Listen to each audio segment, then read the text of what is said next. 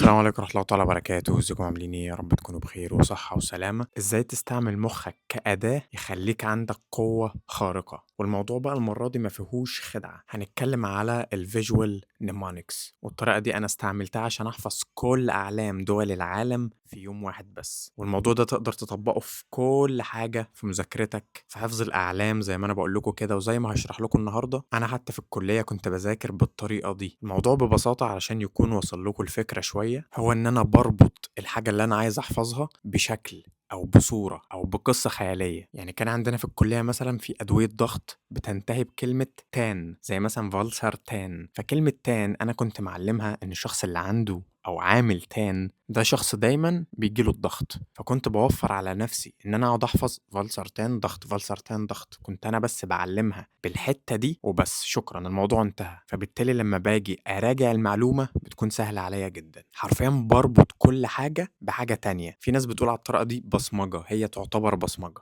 الأهم من كل ده إن أنت مش هتلاقي فيديو زي ده خالص على يوتيوب. عشان كده اعمل لايك للفيديو واشترك في القناة لو لسه مشتركتش، وفعل زر الجرس علشان يوصلك كل فيديو جديد انزله. ودي سلسلة جديدة يلا بينا نتعلم فيها أعلام دول العالم كلها. أول حاجة هتدخل على موقع flagpedia.net، هيظهر لك كل أعلام دول العالم. هم المفروض 195 علم، انت دلوقتي هتلاقي نفسك عارف لك بتاع 20 30 علم مثلا. تعالوا بقى ندخل على الجزء الصعب، ازاي اصلا تعرف كل علم علم دولة ايه. تعالوا بقى كده نتخيل ان احنا ما نعرفش ولا علم من دول ونبصمج كل علم واحدة واحدة. اول علم عندنا مثلا هو البانيا. لو لاحظت كده هتلاقي ان العلم فيه زي نسرين باصين عكس بعض، ودي حاجة غريبة ان انت تشوف نسر براسين تقريبا. فعشان هو نسر غريب اكيد بيشرب لبن، فانا مسميها البانيا للسبب ده. فدايما لما بشوف اللوجو اللي جوه العلم بفتكر ان دي البانيا. بعد كده الجزائر او الجيريا، طبعا مش محتاج اشرح فيه اي حاجه. العالم اللي بعده هو انتاركتيكا. انا معلمها بان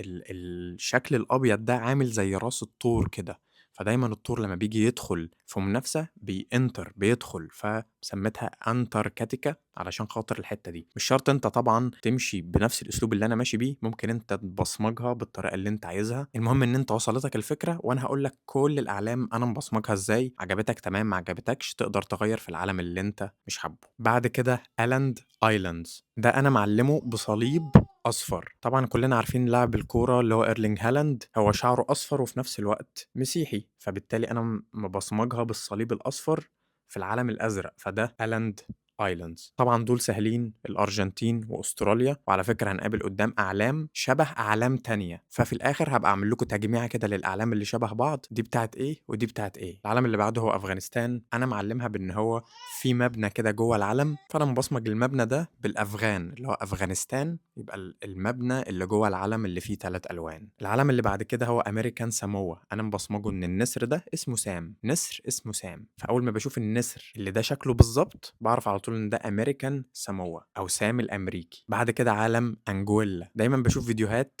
لدولفين كده كان اسمه صابرين او صابرينا، كان الشخص مسمي الدولفين بتاعه كده، فبفتكر في العلم ان الدولفينات دولفين، فبفتكر في العلم ان الدولفين ده انجويلا على طول، وده العلم الوحيد اللي فيه دولفين. العلم اللي بعد كده هو اندورا. شايفين انتوا فيه كده علمين جوه لونهم اصفر في احمر، اصفر في احمر، دول علشان العلمين دول جوه العلم الكبير شبه بعض، واندورا فيها 2 ار، فانا مبصمجها ال2 ار بالعلمين اللي جوه دول. بعد كده انجولا، ده منتخب قوي جدا، ولو خسروا من اي منتخب في اي ماتش كوره دايما تلاقي الجمهور ماسك لهم السكاكين، عشان كده السكينه اللي جوه انجولا انا بفتكرها بالعلم بتاعها. وعلم ارمينيا بالظبط بيفكرني بكلمه ارم اللي هي الدراع. الدراع بيبقى عباره عن جلد لونه اصفر، والازرق ده بعتبره الشعر، والاحمر ده بعتبره الدم اللي تحت الجلد. فعلم ارمينيا بالشكل ده كده. العلم اللي بعد كده هو اوروبا، وده انا مبصمجه بكلمه عروبه، لان تقريبا زمان كان في قناه اسمها عروبه، والعالم كله اصلا عامل زي شاشه التلفزيون، والنجمه الحمراء اللي فوق دي كانها زرار اللي بيعلي ويوطي، وتحت الخطين الصفر كانه الفريم بتاع التلفزيون نفسه. انا مبصمج العالم ده اوروبا بالشكل ده. العالم اللي بعد كده هو شمس جوه مثلث. طبعا كلنا نعرف ان في حاجه اسمها مثلث برمودا، والشمس دي هي جوه المثلث، فعشان كده البلد اسمها اصلا انتيجوا اند باربودا، وانا مبصمجها علشان الشمس جوه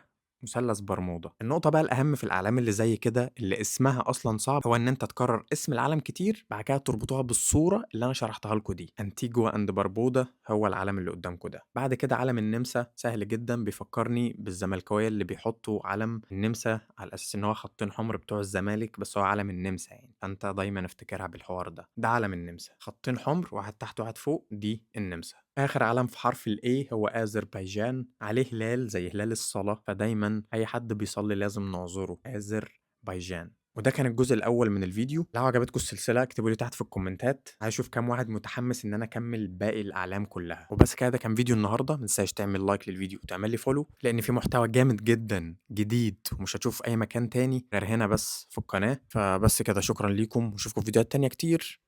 سلام عليكم.